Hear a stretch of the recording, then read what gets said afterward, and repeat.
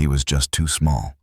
Back in June of 1942, a 16-year-old kid, barely scraping 5'5" and tipping the scales at a measly 110 pounds, walked right into a U.S. Marine recruiting office.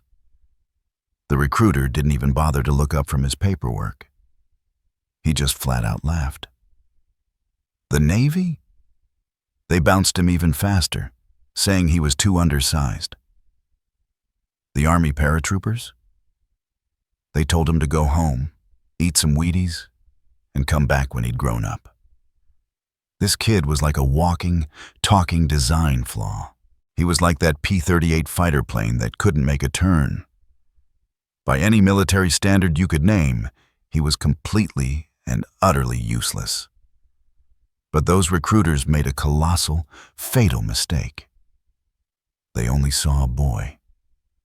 They completely missed the weapon that grinding poverty had forged and honed. They didn't see the eyes of a hunter. A kid who had been single-handedly keeping his family from starvation for the past 5 years. The boy's name was Audie Leon Murphy, and in just 30 short months, this pint-sized reject would transform into a one-man army, single-handedly wiping out an entire German company by climbing right on top of a burning tank just seconds away from blowing sky high. The story doesn't kick off on some bloody battlefield overseas. It starts in the bone-crushing poverty of the cotton fields of Hunt County, Texas. Audie was smack dab in the middle, the sixth of a whopping 12 kids. His father, a dirt-poor sharecropper, up and abandoned the family, leaving them high and dry. His mother passed away from pneumonia just after Audie turned 16. Suddenly, this scrawny 110-pound kid was the head of the family, the only breadwinner for his younger brothers and sisters. His main tool? A trusty .22 rifle. His driving motivation? Sheer desperate starvation. A neighbor later recalled Murphy's uncanny marksmanship, saying that kid could drop a running rabbit at 50 yards with a rifle most people couldn't hit the broadside of a barn with. Murphy's own words painted a much starker picture. "If I don't hit what I shoot at," he said, "my family doesn't eat tonight."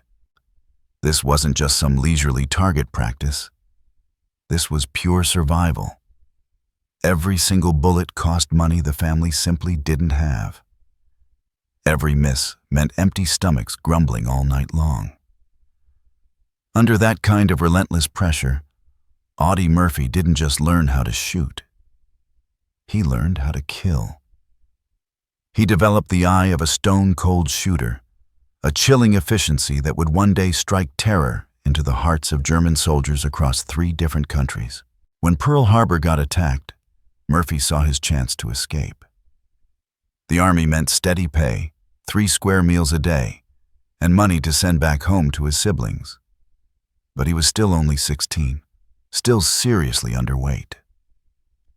After getting laughed out of every other recruiting office in the state, he finally limped into the regular Army infantry office.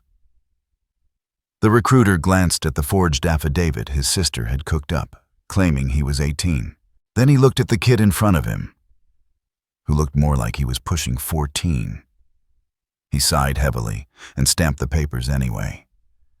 The U.S. Army had absolutely no clue what it had just done. It had just signed up a walking, talking field modification. A human weapon that would save hundreds of American lives by breaking every rule in the book. Private First Class David Mussour, who went through training with Murphy, remembered, "We all thought he was just a mascot." The drill sergeants rode him mercilessly, called him baby. But then they got to the rifle range. Those baby blue eyes of his turned as cold as a winter's night. He never missed a single shot, not once. In July 1943, Company B, 15th Infantry Regiment, splashed ashore in Sicily. Deep in the mountains, Murphy's hidden talents were finally unleashed on the world. His rural upbringing meant he moved through the terrain like a ghost, silent and unseen. He used the lay of the land to his advantage.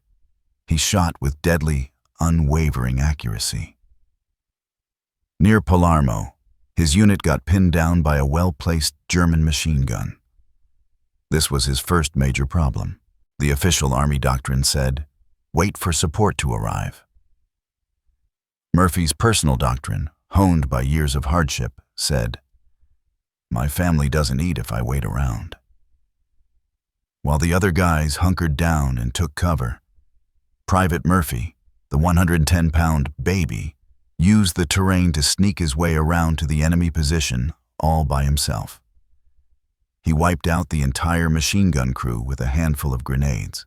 Then, in a move that would come to define his entire military career, he turned their own machine gun around and used it on the retreating German forces. Captain Paul Harris immediately recommended him for a Bronze Star, writing in his report, "This soldier displays a natural aptitude for combat that is nothing short of extraordinary." Extraordinary was a massive understatement. Audie Murphy had just stumbled upon a dark truth that would haunt him for the rest of his life. He was exceptionally, almost preternaturally, good at killing. Sicily was just the opening act. The Italian campaign is where Murphy truly transformed from a good soldier into a walking, breathing nightmare for the German Wehrmacht. At the Volturno River in October 1943, his squad got absolutely decimated by a ferocious German counterattack. Instead of retreating with the rest of his unit, Murphy grabbed a borrowed sniper rifle and held the position all by his lonesome. 5 German soldiers, all taken down at over 300 yards. For this display of unbelievable courage, he was awarded the Distinguished Service Cross, the second highest medal the Army could bestow. He wasn't just a soldier anymore. He was a force of nature. Staff Sergeant William Polson described Murphy's unique method of fighting. "Murph didn't fight angry," he said. "That's what was so terrifying about him. He fought cold, calculated, like he was just doing arithmetic. See a German, eliminate the German, move on to the next German. No emotion, no hesitation, just deadly efficiency." Then came Anzio, that blood-soaked beachhead that Churchill himself called a wildcat. The immediate problem? A heavily armored German tank. The one thing that infantry soldiers fear more than anything else in the world. Murphy didn't just fire off a few rounds with his bazooka and hope for the best. He crawled towards the tank, using every inch of the terrain for cover, until he was practically point-blank range. He completely destroyed the German tank. For this act of bravery, he was awarded his first Silver Star. He had somehow managed to survive Sicily, Salerno, Anzio, and Rome. He'd been wounded more than once. He'd been steadily promoted to sergeant. The skinny farm boy from Texas now had a reputation that preceded him wherever he went. But in August of 1944 came the crucible, the ultimate test that changed absolutely everything. Near Montélimar, France, his platoon got caught in a deadly ambush. The main problem? His lieutenant, his commanding officer, was killed in the opening volley of fire. The entire chain of command was instantly broken. Sergeant Murphy didn't wait around for orders to come down from above. He became the order. He immediately took command of the entire platoon.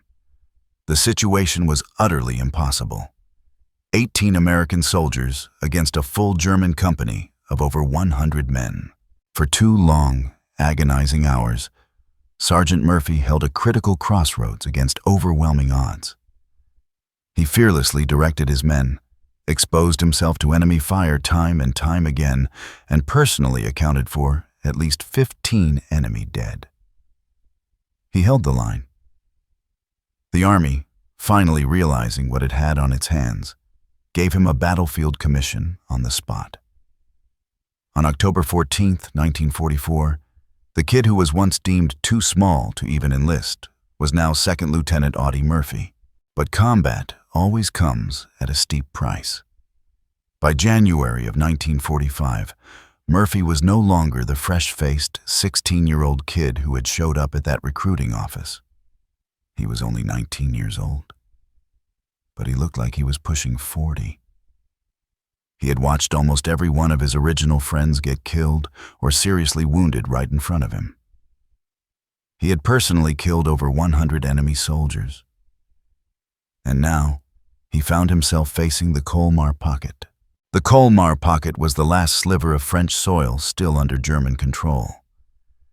Hitler had ordered it to be held at all costs, and he had sent in his absolute best troops to make sure it happened. The 2nd Mountain Division, elite soldiers, veterans of the brutal winters in Norway, specifically transferred to the area for this critical offensive. For Company B, the situation wasn't just desperate. It was practically over. Just look at the cold, hard numbers. In 5 days of constant, brutal fighting, Company B had lost a staggering 102 men. All of the officers, except for Murphy, had been killed or evacuated due to injuries. From a full strength of 187 men, they were now down to a mere 40 effectives. Murphy himself was fighting with a fresh leg wound from shrapnel. He didn't tell a soul about it. Private Anthony Abramsky vividly described their overall condition. "We were finished, done, cooked," he said. "Most of us hadn't slept in 3 days straight. Half the guys had frostbite. Our machine guns were constantly freezing up. We tried to dig foxholes, but the ground was like solid iron." January 26, 1945. The dawn broke gray and bitterly cold. Company B was stretched out in a thin, fragile line along the edge of the Holtzfear forest. In front of them lay a mile of wide-open, frozen ground. They were, as Abramsky put it, sitting ducks just waiting to be shot. Murphy had carefully positioned his only anti-tank capability, 2 M10 tank destroyers. He had his 40 utterly exhausted men, and he had a field telephone line connected to the artillery, which was his only real hope for survival. At 1:00 p.m., sharp, the German artillery barrage began with a deafening roar. Tree bursts, shells exploding high in the treetops, showering the frozen ground with a deadly rain of hot steel fragments. It lasted for a solid 30 minutes, turning the forest into a nightmarish hellscape. At 1:40 p.m., the actual ground attack commenced. Private First Class Donald Ekman was the first to spot them. "You could see the pennants fluttering on the antennas of the German tanks," he said. 6 of them, big as houses, and behind them, Jesus Christ, 250 infantry, all decked out in white snow camouflage, moving across that field like ghosts. Murphy's first action was to immediately call for artillery support. But artillery fire alone wouldn't be enough to stop this juggernaut. The Germans were too spread out, too numerous, and moving way too fast. At 600 yards, the M10 tank destroyers finally opened fire. Their first few shots missed the mark. The crews were utterly exhausted, their hands numb from the bitter cold. The return fire from the German tanks was immediate, accurate, and utterly devastating. An 88 mm shell slammed directly into the rear M10, squarely hitting the turret. The vehicle burst into flames. The crew scrambled out as fast as they could, running for the perceived safety of the woods. The forward M10, trying to maneuver into a better firing position, slid sideways into a drainage ditch. Its tracks couldn't get any traction on the frozen ground. Its crew quickly abandoned it and joined the general retreat. It was now 2:20 p.m. Both of the tank destroyers were completely out of action. The German infantry was now closing to within a mere 200 yards. This was the breaking point. The moment the entire position would be overrun and annihilated. This is when Lieutenant Murphy made a decision that completely defied all logic and reason. He ordered his remaining 40 men to fall back.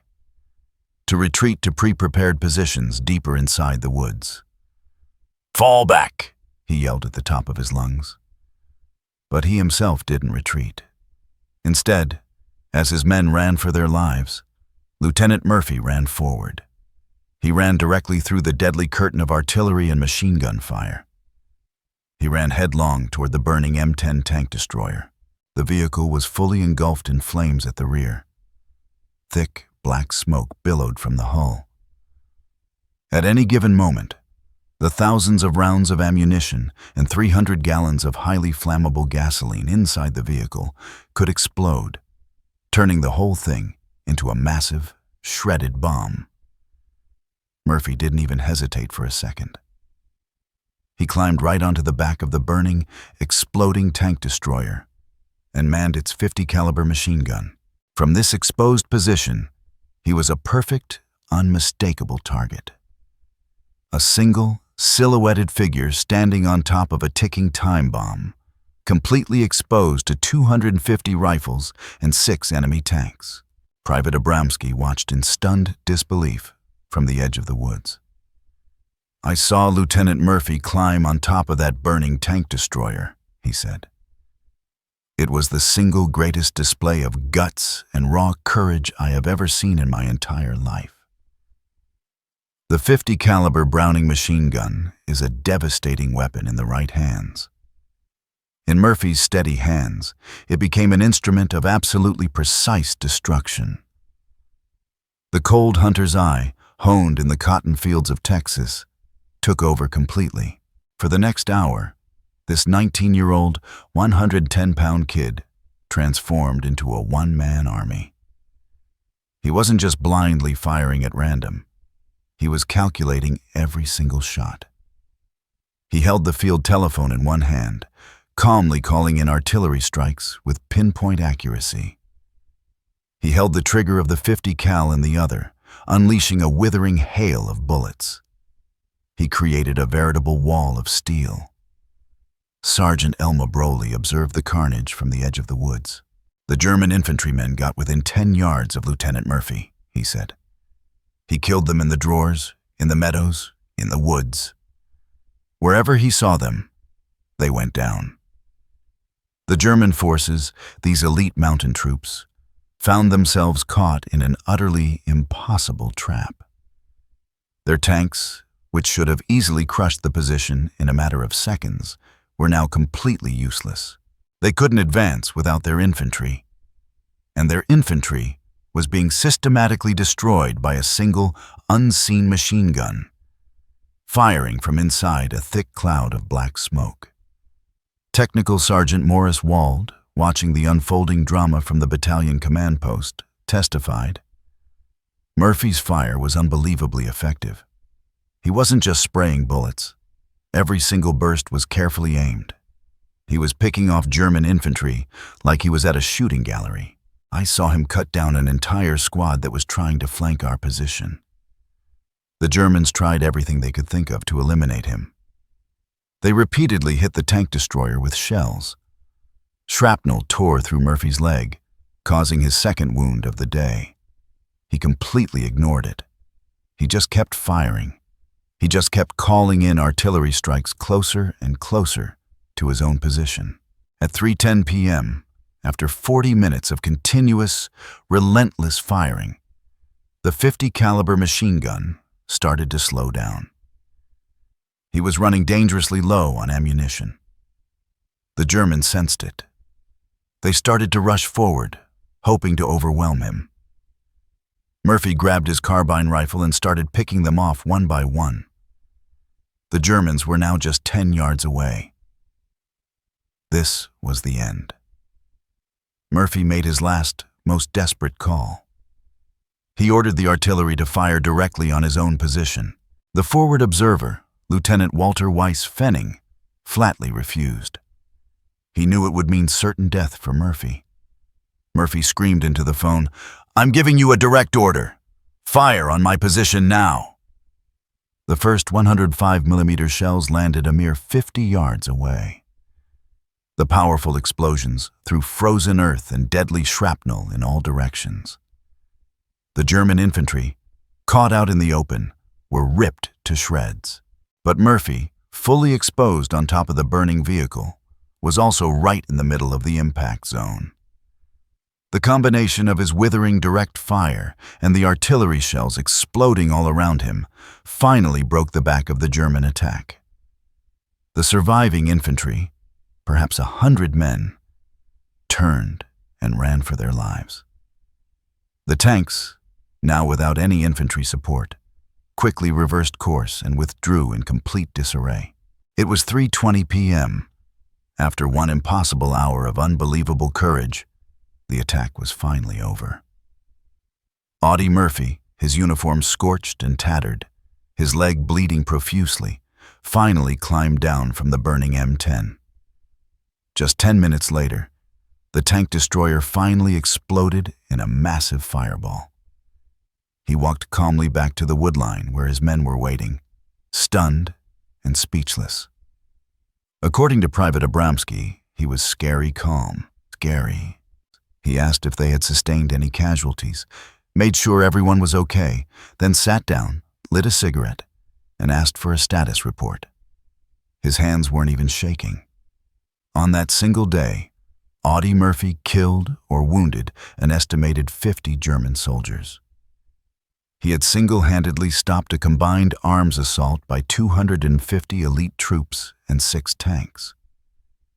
He had saved his company from certain destruction, and he had secured his name forever in the annals of history. The battlefield was a scene of utter devastation. German bodies lay scattered across the snow-covered fields. The elite 2nd Mountain Division, the veterans of Norway, were in full retreat, their officers unable to rally them for another assault. But perhaps the most shocking part of this incredible story is the deafening silence that followed. In the decades after the war, historians meticulously searched the German military archives, the veteran organizations, and the personal diaries of the soldiers involved, looking for any German account of that fateful day. They found almost nothing. A near-complete absence of first-hand reports from the men who had attacked Holzwihr. This silence is the most powerful proof of what Audie Murphy had truly accomplished. The German units involved suffered approximately 50 casualties directly from Murphy's actions alone. Many eyewitnesses were simply eliminated in the fighting. But more than that, the entire German war machine was built on a foundation of pride and elite training. The 2nd Mountain Division had fought in Norway, Finland, and on the Eastern Front. They had seen absolutely everything that modern warfare could throw at them. But they had never seen anything like this.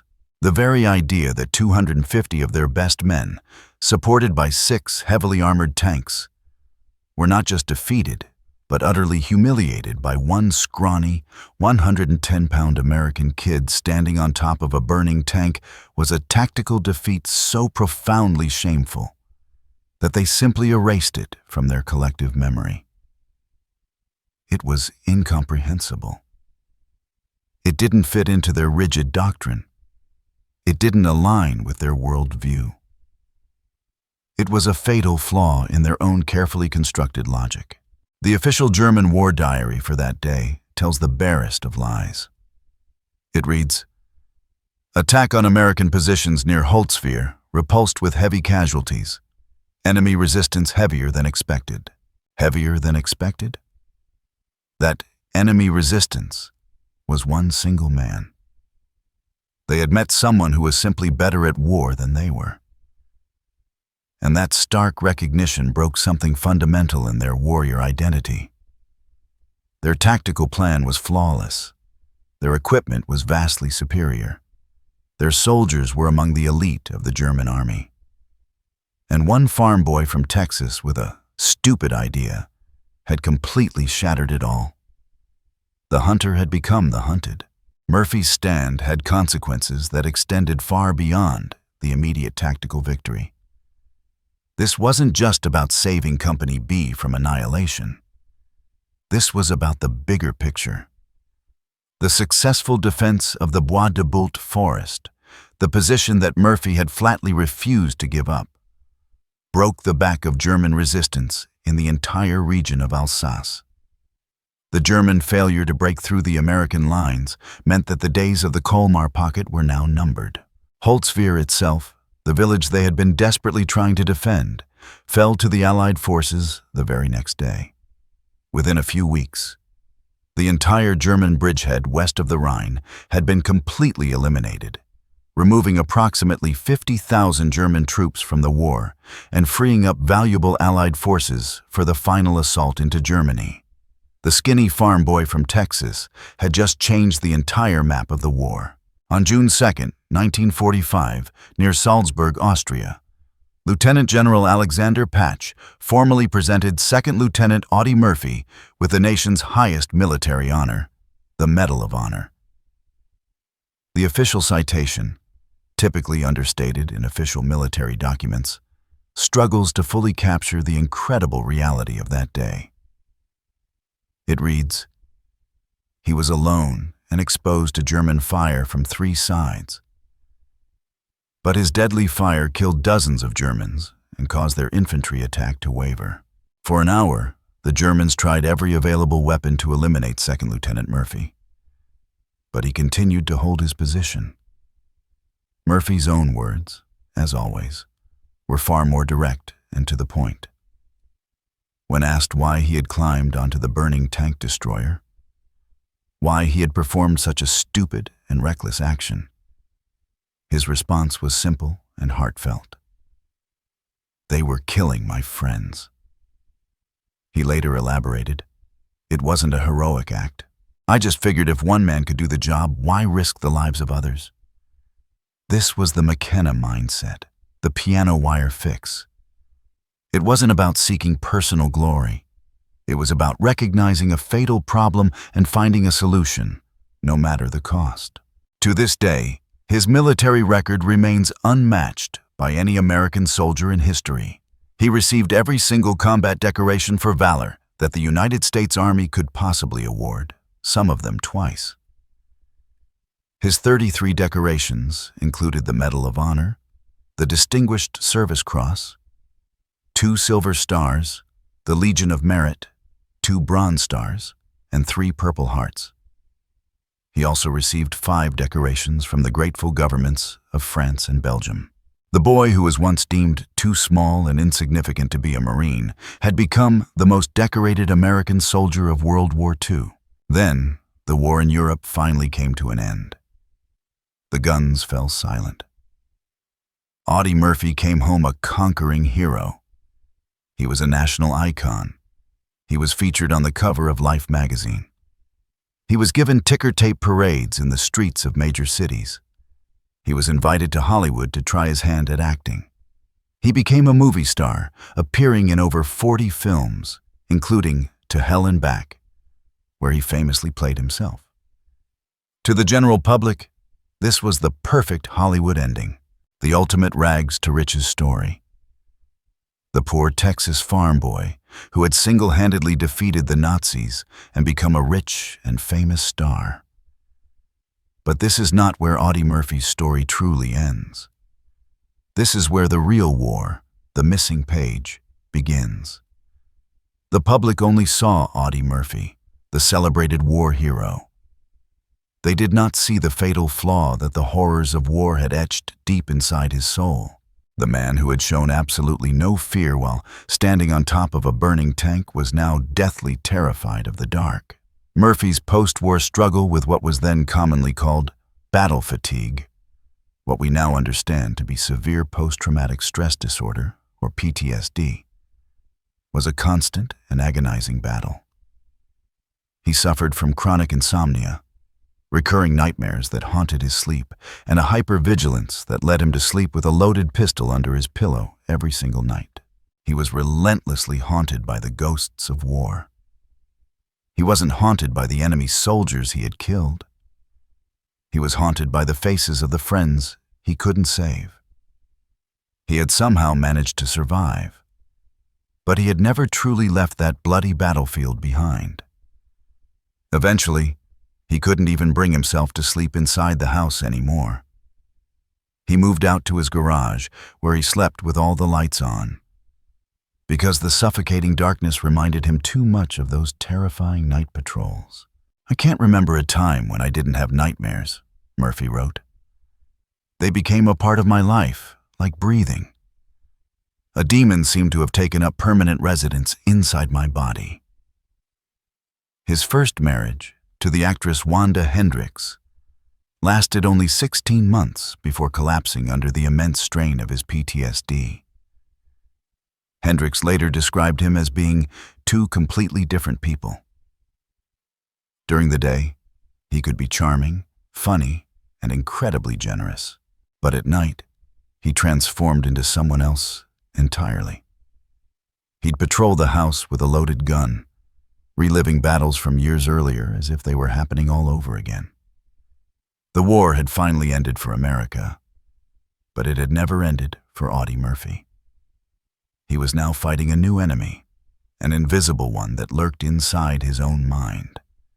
And it was an enemy he couldn't defeat with a rifle or a grenade. Despite his own crippling struggles, Murphy became one of the first and most important public advocates for veterans' mental health. In the 1960s, he boldly broke through societal norms and military regulations to speak publicly about his nightmares, his insomnia, and his personal demons.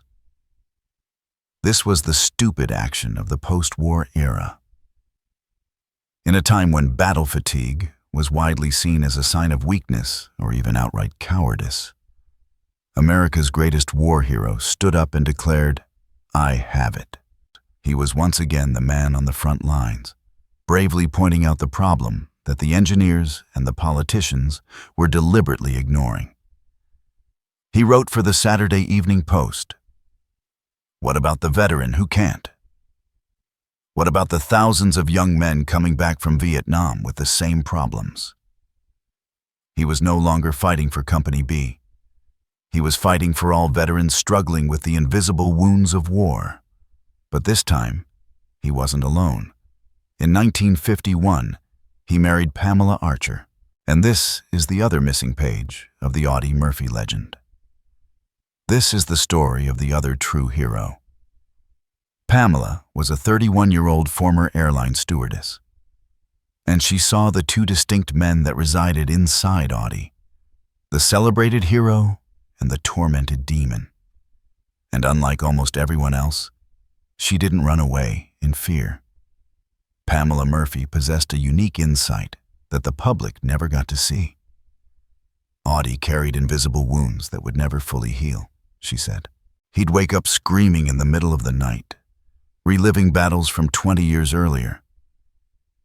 But he never stopped trying to help other veterans. The war had never truly ended for Audie, but he managed to channel his pain into a powerful purpose. For 20 long years, Pamela stood steadfastly by his side, offering unwavering support and understanding. She was his anchor, his crucial field modification against the constant chaos raging inside his own mind. She helped him raise 2 sons. She bravely endured the relentless nightmares. She steadfastly supported his tireless advocacy for veterans' rights. She was the indispensable crew chief for the hero who was still fighting his own personal war. Then, on May 28, 1971, the impossible happened. Audie Murphy, the man who had somehow survived every conceivable horror of war, the man whose very statistics said should have died 20 times over while standing on that burning tank, died at the age of 45. Not in battle, but in a private plane crash in the mountains of Virginia during a violent thunderstorm. America collectively mourned its greatest hero. But for Pamela Murphy, the real mission was just beginning. Audie had dedicated his life to fighting for his friends and fellow soldiers. Now Pamela would dedicate the rest of her life to fighting for his legacy and for the countless veterans still struggling with the same invisible wounds. She had witnessed the devastating effects of PTSD up close and personal for 20 years. And now she was determined to do everything in her power to fix it. After Audie's tragic death in 1971, the world discovered yet another missing page of the Audie Murphy story. The most decorated soldier in American history, the man who had become a celebrated Hollywood star, died deeply in debt. Poor investments and gross mismanagement by others had left his estate and his widow, Pamela, with virtually nothing. She was now a 50-year-old widow with 2 teenage sons to raise and a mountain of her late husband's debts looming over her head. This was her Colmar pocket. This was her utterly impossible situation. The world fully expected her to simply fade away into obscurity, a tragic footnote in a war hero story. But they forgot who she was. She was the woman who had stood by Audie Murphy's side for 20 long years. She had faced his demons head-on every single night. She was a warrior in her own right. And now, she had a brand new mission to fulfill. Audie's war was finally over. Hers was just beginning. She did something that completely defied all expectations. She didn't write a tell-all book, cashing in on her late husband's fame. She didn't sell his priceless medals to pay off her debts. Instead, Pamela Murphy, the widow of America's greatest war hero, walked into the Sepulveda Veterans Affairs Hospital in Los Angeles and asked for a job. She didn't ask for a high-level executive position. She didn't exploit her famous name to get ahead. She took a job as a simple clerk, a patient liaison, working directly with the veterans themselves. This was her piano wire fix. This was her climbing on top of the burning tank. For the next 35 years, Pamela Murphy dedicated her life to Audie's other war. She arrived at the hospital every morning, sat down at her small, unassuming desk, and transformed into a one-woman army for the countless veterans that nobody else seemed to want to listen to. She was the mechanic who saw the fatal flaw in the system and was determined to repair it. She saw veterans shattered by the horrors of the Vietnam War, suffering from the very same battle fatigue that had haunted her late husband for so long. She saw them getting lost in the endless bureaucracy, their files misplaced, their benefits unfairly denied, their appointments inexplicably canceled. These men were the living ghosts of her husband, and Pamela Murphy absolutely refused to abandon them. She became their fierce advocate, their tireless champion, their unwavering voice in a system that often seemed indifferent to their suffering. She was the piano wire in the broken. She leveraged her quiet dignity and the profound moral authority inherent in her name to navigate bureaucratic obstacles. When a veteran was denied medical attention, she personally intervened with the doctor. When a benefit check vanished in the mail, she tracked it down. When a bureaucrat dared to say no to a veteran's request, Pamela Murphy herself would enter their office and remain there until that no was transformed into a yes. She treated every veteran, from the forgotten, homeless soldier in the hallway to the decorated colonels, with unwavering respect. In each of them, she saw reflections of her husband's face, his pain, his struggle. She became Audie's final and most impactful field modification, ensuring his mission's completion, not just preserving his memory. The Audie L. Murphy Memorial VA Hospital in San Antonio, Texas, was dedicated in 1973 to honor his legacy. But Pamela was his living memorial, embodying a 35-year commitment to the principle of leaving no one behind. However, that enduring mission was only made possible by the events that unfolded on that frozen field. Which brings us to the fundamental question: how? How did a 110-pound, 19-year-old boy, wounded by shrapnel, manage to achieve such a feat? It wasn't magic, nor was it a cinematic illusion. It was a confluence of 4 critical factors, the same elements that characterized the improvised piano wire repair: a brilliant mechanic, a critical weakness, a daring innovation, and an improbable outcome.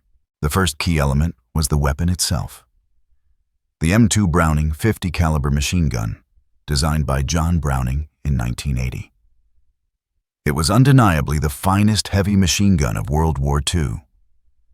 Its 50 BMG cartridge possessed the capability to penetrate an inch of armor plate, with each round carrying enough destructive energy to obliterate a human body. It was exceptionally reliable, functioning flawlessly even in freezing temperatures. In the hands of an ordinary soldier, it was a formidable weapon of suppression. But in the hands of Audie Murphy, it became a precision instrument. He wasn't just spraying bullets indiscriminately. He was aiming with calculated precision, employing the cold, hard arithmetic he had mastered while hunting rabbits in Hunt County. As Sergeant Wald testified, he was picking off the enemy as if he were at a shooting gallery. One burst, one target, spot a German, eliminate the German.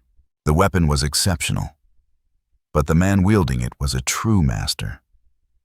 The second factor was the incredibly unfortunate location. That burning M10 tank destroyer. To the Germans, it appeared to be a death trap, a ticking bomb. To Murphy, it represented the perfect, unconventional solution. He understood the machine's hidden nature. What Murphy recognized, and the Germans didn't, was how the vehicle was burning. The M10 carried 300 gallons of diesel fuel and 51 rounds of 3-inch high-explosive ammunition stored within its hull. The German 88-centimeter shell had struck the fuel, not the ammunition itself. While the vehicle was indeed a potential bomb, the fuse was burning slowly. More importantly, the thick black smoke emanating from the diesel fire provided an ideal smokescreen. The Germans knew the fire's source was within the smoke, but they couldn't get a clear line of sight on the man inside. Murphy was, in effect, fighting from within a burning fortress that he knew could explode at any moment. It was an act of ultimate recklessness, yet it was also a display of tactical brilliance. The third factor was the force multiplier. This is the aspect that often goes unnoticed. Murphy wasn't simply a one-man army. He was a one-man fire direction center. While operating the 50 caliber machine gun with one hand, he was simultaneously holding the field telephone to his ear with the other. He was calling in 105 millimeter howitzer shells from his own artillery, located miles away. He was amplifying his firepower exponentially. The Germans weren't just fleeing from his machine gun fire. They were also running from the sky, which was erupting around them, directed by the man concealed within the smoke. This desperate situation ultimately led to his legendary command: "Fire on my position." He was willing to sacrifice himself, utilizing his last and most potent weapon, the artillery, to accomplish the mission. And the fourth, and perhaps most crucial factor, was the hunter himself. Military scientists have attempted to calculate the odds, considering the 250 infantry, the 6 tanks, the machine guns, and the mortars. It's estimated that over 10,000 rounds were fired at Murphy's location during that single hour. Statistical models suggest he should have been hit 15 to 20 times. Yet, he was only struck once by shrapnel from an exploding shell. This wasn't just luck. It was the uncanny skill of a Texas rabbit hunter. He possessed an instinctive understanding of how to remain unseen, how to achieve one shot, one kill. He had, as he himself admitted, transformed into a killing machine. Dr. Dave Grossman, an expert in combat psychology, offered this insightful analysis. Murphy represented the perfect convergence of factors. He possessed the technical skills honed through hunting, the motivation fueled by poverty, the emotional detachment resulting from early trauma, and, most importantly, a protective instinct for his men that superseded his own self-preservation. He wasn't fighting for America. He wasn't fighting for personal glory. He was fighting for his friends. That is the story of the seemingly reckless action that changed the course of the war. The undersized boy who was initially rejected by the Marines. The critical flaw of a 110-pound kid who became the U.S. Army's hidden weapon. The improvised fix of climbing atop a burning tank that resulted in the improbable outcome of halting an entire German army. His lasting legacy, his profound impact, is twofold. Firstly, he shattered the stigma surrounding PTSD, because Audie Murphy himself acknowledged that he suffered from it. Because America's greatest hero admitted he was haunted, thousands of other veterans, for the first time, felt empowered to seek help. He gave them permission to be human.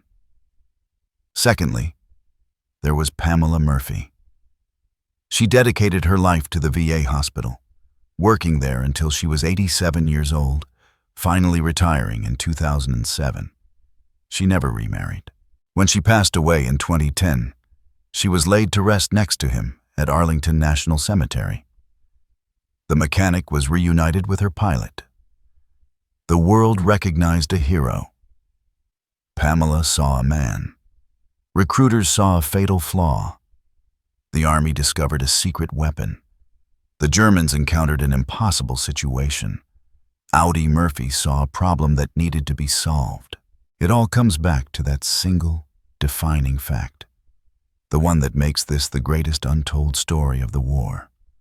The 110-pound farm boy, deemed too small to be a soldier, became the man who stopped an army to save his friends. And in doing so, he and the wife who loved him saved thousands more long after the guns fell silent.